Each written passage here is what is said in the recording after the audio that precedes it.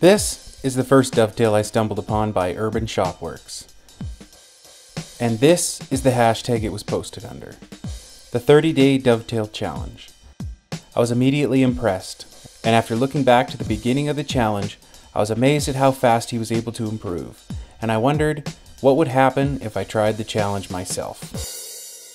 This is still probably the best way to get started and become successful in this trade. I started getting the tools, the basics, a saw, a vise, a marking gauge, a dovetail guide, utility knife, coping saw, square, chisels, mallet, and with an evening of frustration, I was able to come up with this. Not great. You see, starting cutting dovetails with maple is a bad idea because it's a harder wood and the gaps show a lot more than the darker woods.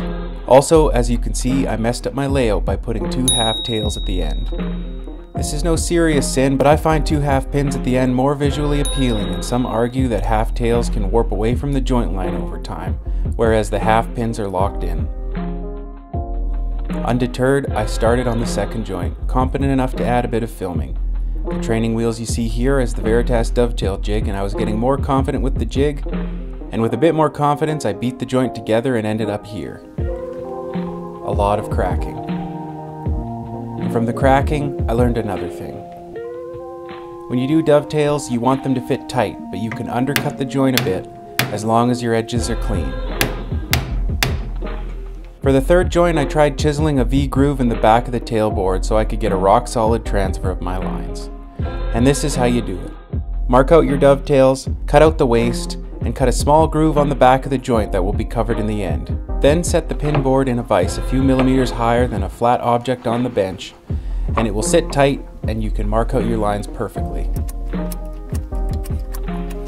With this trick mastered, you can see the gaps are getting tighter. For the fourth joint, I toyed with an old debate in the dovetail world. Do you do tails or pins first? There's no correct way, but legends of the craft like Frank Klaus advocate the pins first method.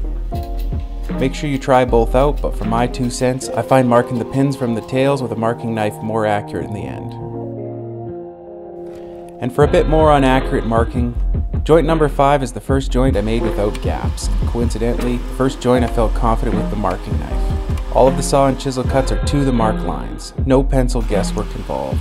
I found using a blade to cut the superficial fibers gave me a groove to guide the chisel, and I ended up with really crisp lines. And this is the finished 5th joint. I was happy with the fit, and I was ready to start more creative dovetails after this. So there it is.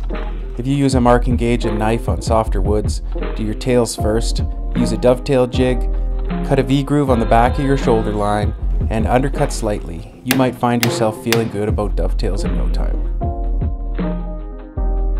Consequently, this is a very high type of work, and only woodworkers with great skill and long experience are entrusted with it. To those well qualified, it offers a very satisfying occupation. Hey everybody, thanks for watching. I really appreciate the support. Please like the video if I earned it, as it really helps, and please subscribe, as this will be the first in an ongoing series on dovetails. In the next video, I plan to take you through more refinements of my technique and my first attempt at inlaid and proud dovetails. See you on the next one.